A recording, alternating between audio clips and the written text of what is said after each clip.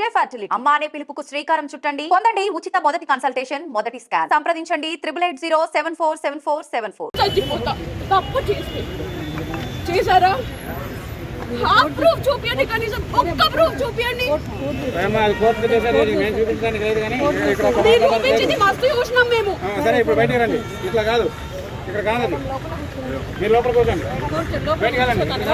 అసలు court pension రావద్దు. Court pension మాట్లాడలేదు. అట్లా మాట్లాడేది లేదు. అట్లా మాట్లాడేది లేదు. మీరు బయటకే ఉండండి. అట్లా లేదు. మీరు బయట మాట్లాడండి. అది నువ్వు చెప్పేది కాదమ్మా. నువ్వు చెప్పేది కాదు. నువ్వు చెప్పేది కాదు. అది ఆగు.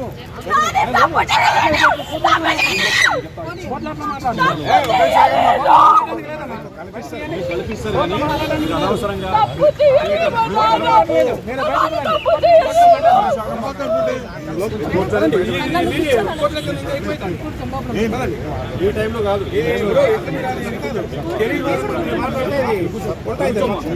దాంట్లో కూర్చోండి.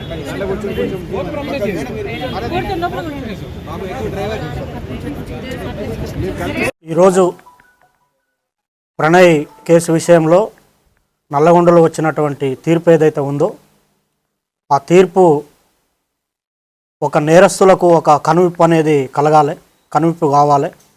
ఎందుకంటే మా బాబు ప్రణయ్ హత్య జరిగినప్పుడు ఇదే చివరి హత్య జరగాలని చెప్పి జస్టిస్ ఫర్ ప్రణయ్ అని చెప్పి చాలా మేము పోరాటం చేశాము.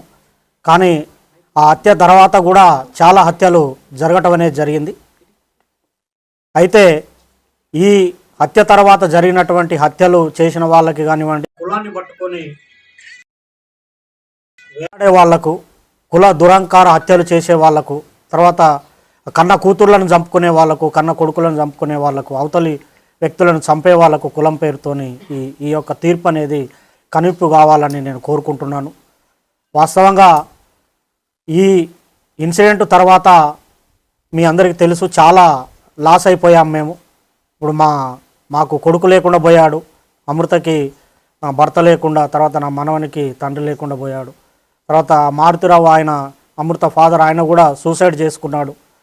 తర్వాత ఈ ఇందులో ఉన్నటువంటి 7 మందికి ఆ సుభాష్ శర్మకి ఉరిశిక్ష, తర్వాత మిగతా 7గురికి 6 మందికి జీవిత ఖైదు విధించడం అనేది జరిగింది. వారి కుటుంబాలు కూడా బాధపడుతూ ఉంటాయి. కాబట్టి ఎవరైతే ఈ సుపారీలు తీసుకొని హత్యలు చేసే వాళ్ళకి ఇది ఒక కనువిప్పు కావాలి. ఏదన్నా ఉంటే మాట్లాడుకోవటం కానివ్వండి, సమస్య పరిష్కారానికి సామరస్యంగా చేసుకోవాలి తప్ప మేనేజ్ చేయొచ్చులే, వాళ్ళకి అంతో ఇంతో డబ్బులు ఇవ్వచ్చులే, మేనేజ్ చేయొచ్చులే అని చెప్పి చంపడం అనేది కరెక్ట్ కాదు.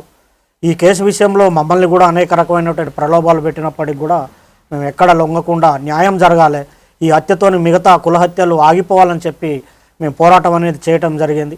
6.5 సంవత్సరాలు మేము ఎదురు చూసాము న్యాయం కోసం, మేము సాక్ష్యం చెప్పి. ఇందులో ముఖ్యమైనటువంటి పాత్ర పోషించినటువంటి అప్పటి డిఎస్పి శ్రీనివాస్ గారికి ప్రత్యేకమైన కృతజ్ఞతలు ఈ సందర్భంగా తెలియజేస్తూ ఉన్నాను. ఎందుకంటే సారు ఐఓగా చాలా గొప్పగా ఆ కేసును పకడ్బందీగా, చాలామంది మమ్మల్ని అన్నారు ఎందుకు కేసు లేట్ అవుతుంది, ఛార్జ్షీట్ లేట్ అవుతుంది, ఏదో జరుగుతుందని. కానీ సార్ మీద మేము నమ్మకం పెట్టుకొని ఉండటం వల్ల లేట్ అయినప్పటికి కూడా ఒక పకడ్బందీ 200 పేజీల ఛార్జ్షీటు, దాదాపు 100 మంది సాక్షులను పెట్టి ఛార్జ్షీట్ వేసి గట్టిగా కేసును పకడ్బందీగా చేశారు. తర్వాత దానికి సహకరించినటువంటి ఎస్పీ రంగనాథ్ గారికి కూడా ఈ సందర్భంగా ప్రత్యేకమైన కృతజ్ఞతలు తెలియజేస్తూ ఉన్నాను.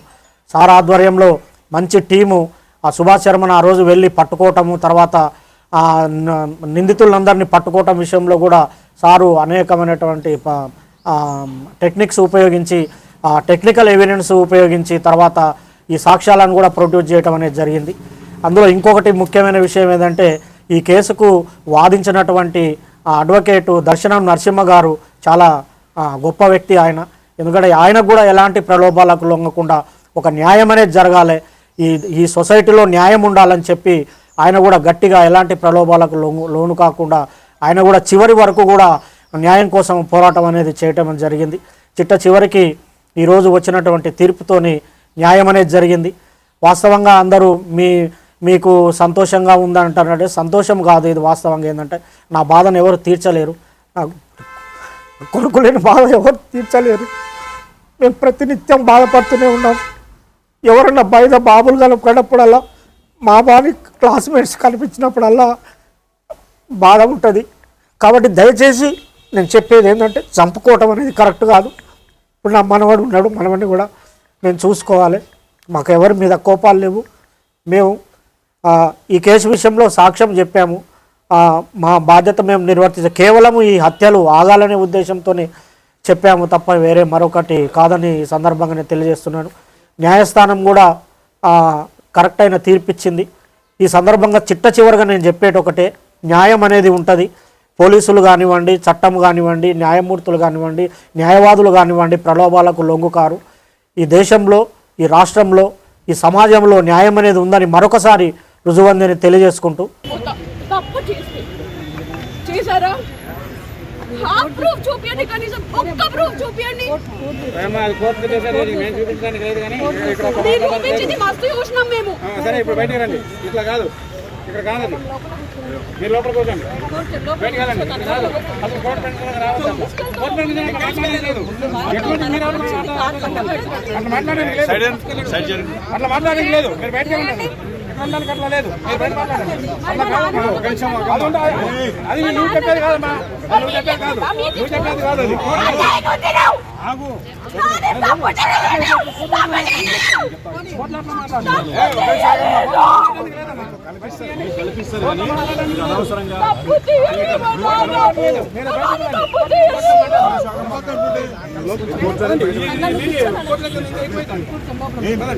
ఈ టైంలో కాదు.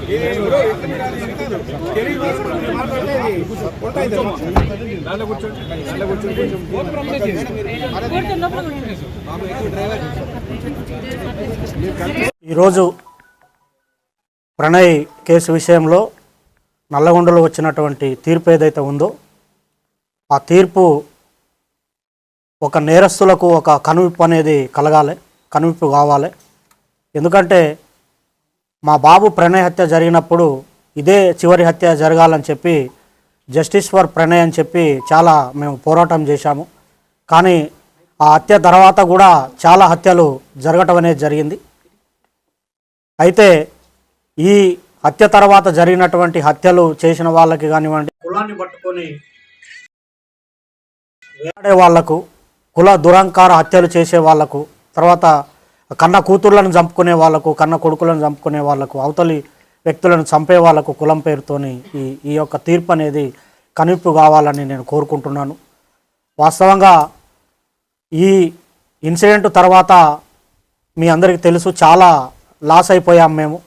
ఇప్పుడు మాకు కొడుకు లేకుండా పోయాడు, అమృతకి భర్త లేకుండా, తర్వాత నా మనవనికి తండ్రి లేకుండా పోయాడు.